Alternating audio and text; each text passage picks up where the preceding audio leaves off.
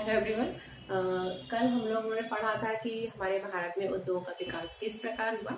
उसके आगे आज हम लोग स्टार्ट करेंगे। कल हमने औद्योगिक विकास क्रम में पढ़ा था कि उद्योग का विकास किस प्रकार हुआ, आजादी के पहले शुरुआत कहाँ से हुई थी, ब्रिटिश काल में कब से हुई थी। ठीक है, आजादी के बाद की अगर बात करें तो कौन कौन सी नीतियां बनाई गई उद्योग के विकास से रिलेटेड। ठीक है, जिसमें हमने देखा था कि प्रथम औद्योगिक नीति, ठीक है, दूसरी औद्योगिक नीति के बारे में देखा था। सबसे महत्वपूर्ण प्रथम औद्योगिक नीति पूछ लिया जाता है 6 अप्रैल, ठीक है, 1948। ठीक है, इसकी डेट आप लोग याद रखना कि जो प्रथम औद्योगिक नीति थी वो कब बनाई गई थी, 6 अप्रैल 1948 को बनाई गई थी। और उसमें हमने पढ़ा था कि उसके अनुसार जो है वो उद्योगों को कितने प्रकार में डिवाइड किया गया था। ठीक है, उद्योग जो थे उनको 4 प्रकार में डिवाइड किया गया था। कुछ उद्योग थे वो राज्य कैसे थे, अधिकृत उद्योग थे। कुछ उद्योग जो थे वो कैसे थे, राज्य नियंत्रित उद्योग थे। तीसरे प्रकार के उद्योग हमने देखे थे कि निजी उद्योग थे। और जो चौथे प्रकार के उद्योग में हमने देखा था कि मिश्रित प्रकार के उद्योग थे। फिर हमने देखा कि जब हमारी दूसरी उद्योग नीति आती है, ठीक है, 1956 में, तो जो 4 श्रेणी थी ना, जो प्रथम उद्योग नीति के तहत उद्योगों को हमने 4 श्रेणियों में डिवाइड किया था। तो वो द्वितीय जब उद्योग नीति आती है 1956, तब उद्योगों को हमने कितनी श्रेणी में डिवाइड कर दिया, 3 श्रेणी में। पहला हमने पढ़ा था, दूसरा और तीसरा। पहला हमने क्या पढ़ा था, प्रथम श्रेणी के जो उद्योग हमने देखे थे वो हमने देखे थे सार्वजनिक क्षेत्र के उद्योग। ठीक है, दूसरे उद्योग देखे थे निजी क्षेत्र के उद्योग, और तीसरे क्या देखे थे, मिश्रित क्षेत्र के उद्योग। यानी कि जब दूसरी उद्योग नीति आई तब उद्योगों की जो श्रेणियां थी, जो प्रथम उद्योग नीति के फलस्वरूप 4 श्रेणी में डिवाइड थे उद्योग, उनको हमने 3 श्रेणी में डिवाइड कर दिया। ये सब हम पढ़ चुके थे। ठीक है, फिर क्या हुआ, दूसरी उद्योग नीति के बाद क्या हुआ कि हमारे यहाँ जो भारत में भारी उद्योग की स्थापना पर बल दिया गया। कई सारे उद्योगों की स्थापना हुई, जैसे कि राउरकेला, भिलाई, ठीक है, बोकारो, भेल। ठीक है, ये सब हमने देख लिया था कि कहाँ का स्थापना हुई, पूछ लिया जाता है। तो जिन्होंने नहीं देखा हो, हमारा जो औद्योगिक विकास का फर्स्ट वीडियो प्लेलिस्ट में मतलब डाला हुआ, इकोनॉमिक्स की जो प्ले लिस्ट बनी हुई है हमारे चैनल पर, उसमें लेक्चर डाला हुआ है, आप लोग देख लेना। तो चलिए आज हम स्टार्ट करते हैं। उसके आगे का क्या है, नई औद्योगिक नीति, यानी कि औद्योगिक विकास के क्रम में जो हमारा आगे का टॉपिक है क्या, नई औद्योगिक नीति 1991। ठीक है, वैसे बहुत औद्योगिक नीति बनी गई, लेकिन हमको क्या पढ़ना है, औद्योगिक नीति 1991 काफी महत्वपूर्ण है, इसमें से प्रश्न पूछ लिए आते हैं। ठीक है, तो अच्छे से पढ़ना। तो देखो, नई औद्योगिक नीति 1991 है, ये कब आई थी, ये आई थी 24 जुलाई 1991 को। तो ये डेट भी पूछ ली आती है। ठीक है, नई औद्योगिक नीति 1991 कब आई थी, 24 जुलाई 1991 को आई। ठीक है, और इसमें किस पर मेनली फोकस किया गया, एलपीजी पर, एलपीजी की पॉलिसी पर। एलपीजी की जो पॉलिसी है ना, इस पर काफी फोकस किया गया। एलपीजी का मतलब होता है लिबराइजेशन, प्राइवेटाइजेशन एंड ग्लोबलाइजेशन। ठीक है, लिबराइजेशन, प्राइवेटाइजेशन, ग्लोबलाइजेशन, जहां पर लिबराइजेशन का मतलब होता है उदारीकरण, ठीक है, प्राइवेटाइजेशन का मतलब होता है निजीकरण, एंड ग्लोबलाइजेशन का मतलब होता है वैश्वीकरण। ठीक है, यानी कि जो नई औद्योगिक नीति थी कब आई थी, 24 जुलाई 1991 को आई थी, जिसमें एलपीजी की पॉलिसी पर फोकस किया गया। ठीक है, यानी कि वैश्वीकरण, उदारीकरण, निजीकरण, वैश्वीकरण पर मेनली फोकस किया गया। एलपीजी की पॉलिसी अपनाई गई थी। इस नई जो नीति थी ना, औद्योगिक नीति, इसमें मेनली किसकी पॉलिसी अपनाई गई, एक क्वेश्चन डायरेक्ट पूछ लिया था, एलपीजी की पॉलिसी, ठीक है, अपनाई गई। अब जो नई औद्योगिक नीति आई थी, इसमें क्या था, पहले क्या था कि सभी प्रकार के जो उद्योग हम अगर स्थापित कर रहे हैं तो हमको लाइसेंस लेना पड़ता था, पहले ऐसा था। लेकिन इस जो नई औद्योगिक नीति आई ना 1991 में, इसमें ये व्यवस्था कर दी गई कि 18 उद्योगों को छोड़कर जितने भी हम अगर उद्योग डालते हैं तो वो लाइसेंस फ्री कर दिए गए। क्या कर दिए गए, लाइसेंस मुक्त कर दिए गए। ठीक है, ये इस 1991 की जो औद्योगिक नीति थी उसमें ये व्यवस्था की गई थी कि 18 उद्योगों को छोड़कर सभी प्रकार के जो उद्योग थे उनको क्या कर दिया गया, लाइसेंस फ्री, लाइसेंस मुक्त कर दिया गया शुरू में। लेकिन बाद में धीरे धीरे और संख्या कम हुई, 13 उद्योग जो थे उनको छोड़कर बाकी सभी को लाइसेंस मुक्त कर दिया गया। अगर हम वर्तमान में देखें तो वर्तमान में केवल 5 ऐसे उद्योग हैं, 5 ऐसे क्षेत्र हैं जिनको छोड़कर, 5 क्षेत्रों को छोड़कर सभी को क्या है, लाइसेंस फ्री कर दिया गया है। ठीक है, वर्तमान में कितने हैं, 5, याद रखना। ठीक है, ये औद्योगिक नीति में शुरुआत में क्या था, 18 उद्योगों को लाइसेंस फ्री, लाइसेंस मतलब उनके लिए लाइसेंस जरूरी है, बाकी सब लाइसेंस फ्री है। फिर 13 करा गया उनकी संख्या को। वर्तमान में क्या, 5 जो क्षेत्र हैं उनके लिए लाइसेंस जरूरी है, बाकी सब क्या है, लाइसेंस फ्री है, याद रखना है, पूछ लिया जाता है। अब ये क्षेत्र कौन कौन से हैं जिनके लिए लाइसेंस जरूरी है, तो देखो, एक तो हम अगर बहुत सारे जो खतरनाक केमिकल होते हैं ना, उनसे रिलेटेड, उनके लिए लाइसेंस जरूरी है।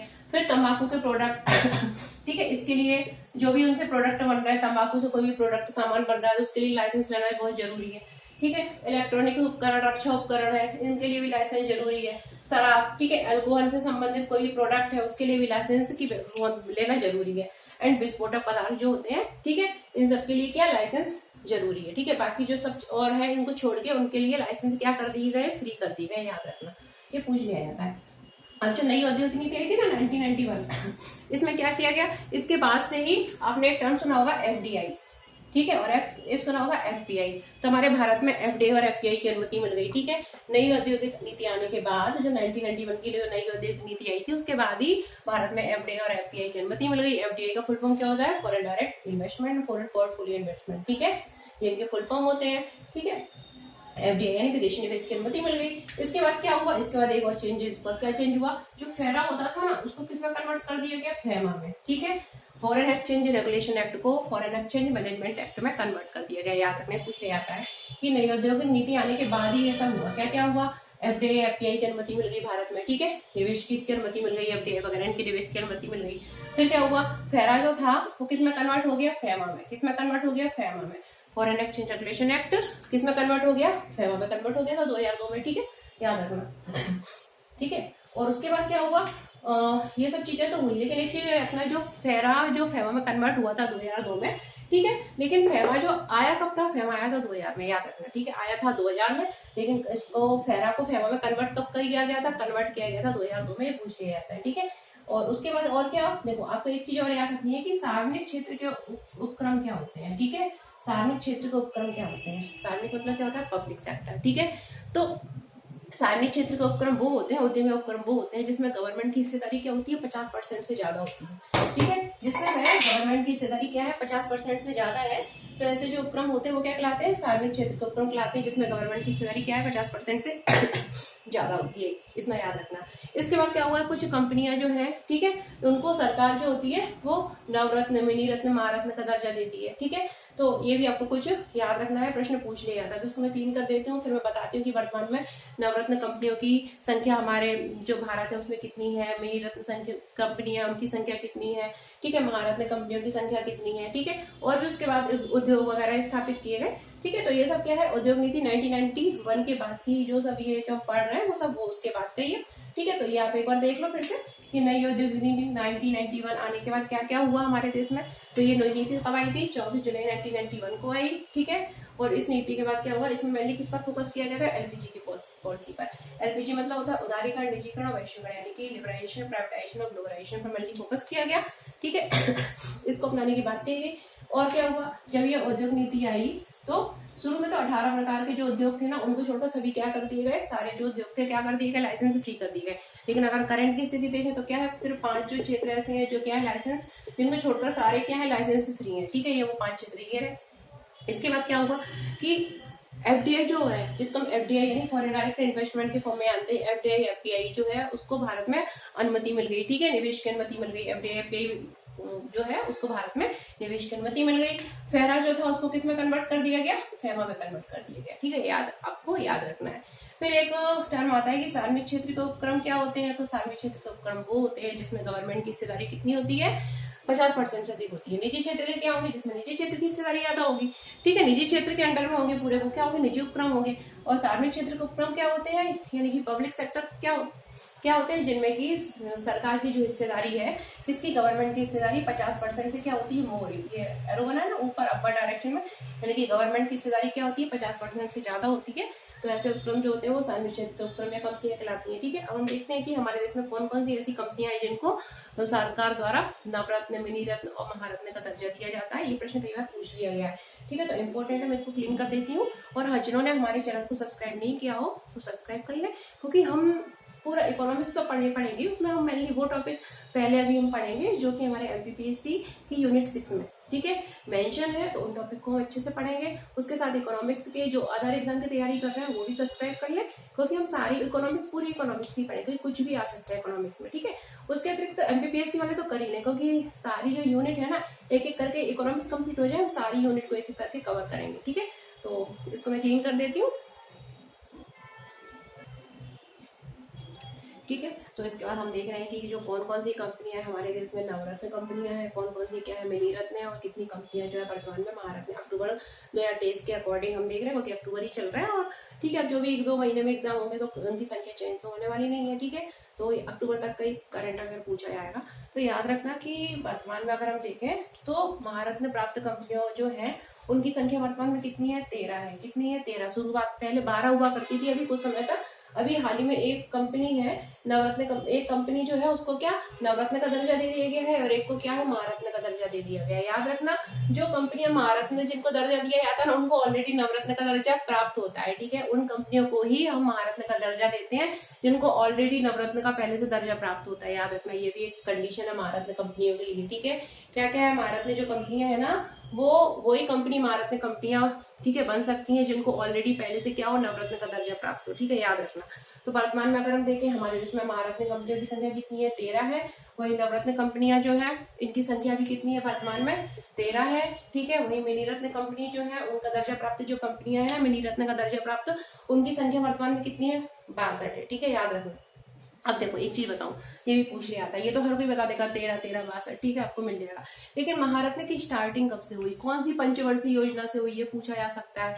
नवरत्न की स्टार्टिंग कौन सी पंचवर्षीय योजना से हुई, सबसे पहले दर्जा नवरत्न कंपनियों का, ठीक है, कौन सी पंचवर्षीय योजना में दिया गया। विनिरत्न को कौन सी पंचवर्षीय योजना से इनकी स्टार्टिंग होती है, ये प्रश्न कोई नहीं बताता, ठीक है। तो ये भी प्रश्न पूछ लिया जाता है, तो याद रखना जो महारत्न नवरत्न और मिनीरत्न है तो किस पंचवर्षीय योजना से इनकी शुरुआत हुई, ठीक है। तो आपको याद रखना है, ये प्रश्न काफी पूछ लिया जाता है। तो जो सबसे पहले हम देख रहे हैं हमारी कौन सी नवरत्न कंपनी, ठीक है। तो नवरत्न जो कंपनियां थी ना तो इनकी शुरुआत कौन सी पंचवर्षीय योजना से होती है, 9वीं पंचवर्षीय योजना से। कौन सी पंचवर्षीय योजना हमारी, जो 9वीं पंचवर्षीय योजना थी ना, ठीक है, उसमें पहली बार नवरत्न कंपनियों की बात कही गई थी, ठीक है। पहली बार नवरत्न कंपनियों को दर्जा जो था वो किस पंचवर्षीय योजना के दौरान दिया गया था, कंपनियों को 9वीं पंचवर्षीय योजना के दौरान। आप लोग कमेंट बॉक्स में कमेंट करके बताएंगे कि 9वीं पंचवर्षीय योजना कब से कब तक की थी, ठीक है, ये आप लोग बताएंगे। इसके बाद देखो कौन सी है महारत्न और कौन कौन से बचे हमारे मिनीरत्न। तो देखो नवरत्न और मिनीरत्न है इन दोनों को 9वीं पंचवर्षीय योजना के दौरान ही दिया गया था। कब दिया गया था, ये जो थे ना इनको 9वीं पंचवर्षीय योजना के दौरान नवरत्न मिनीरत्न का दर्जा कुछ कंपनियों को दिया गया था। कौन सी पंचवर्षीय योजना थी, 9वीं पंचवर्षीय योजना।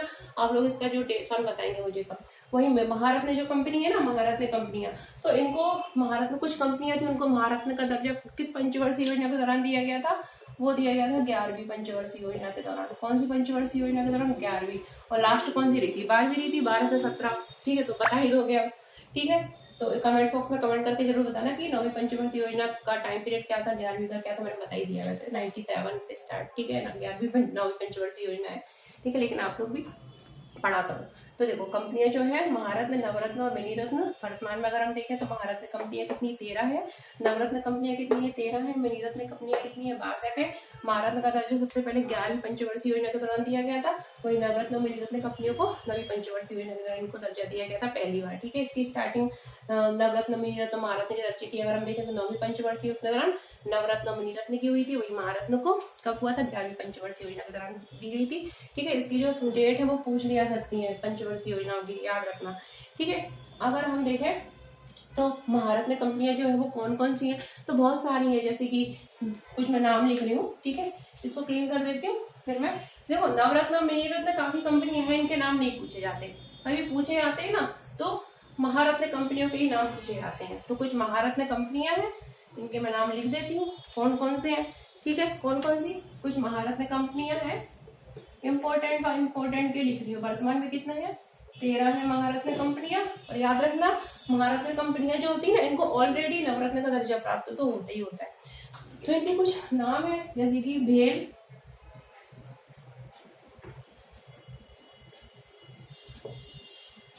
गेल, सेल, ठीक है, भेल भारत हेवी इलेक्ट्रिकल लिमिटेड, ठीक है, गेल ठीक है, गेल, सेल, ठीक है, ONGC, ONGC,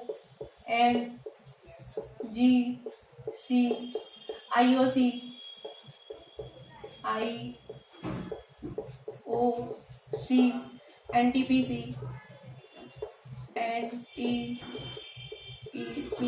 ठीक है, कोल इंडिया लिमिटेड, ये सब काफी सारे नाम है इनके। भेल है भारत हेवी इलेक्ट्रिकल लिमिटेड, भेल भोपाल में है, गेल है, सेल है, ONGC है, ठीक है, oil and natural gas limited, and IOC है, NTPC है, ठीक है, ऐसे कई सारे नाम है।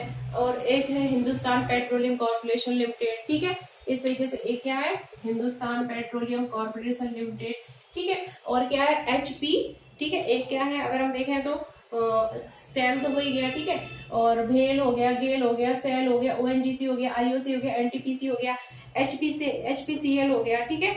एंड एक है ऑयल इंडिया लिमिटेड। क्या है? Oil India limited. ये अभी हाल में ऑयल इंडिया लिमिटेड को दर्जा दिया गया, ऑयल इंडिया लिमिटेड, ठीक है। एक क्या है? Rural electronic corporation of India limited, ठीक है। क्या है? Rural electronic corporation of India limited, ठीक है।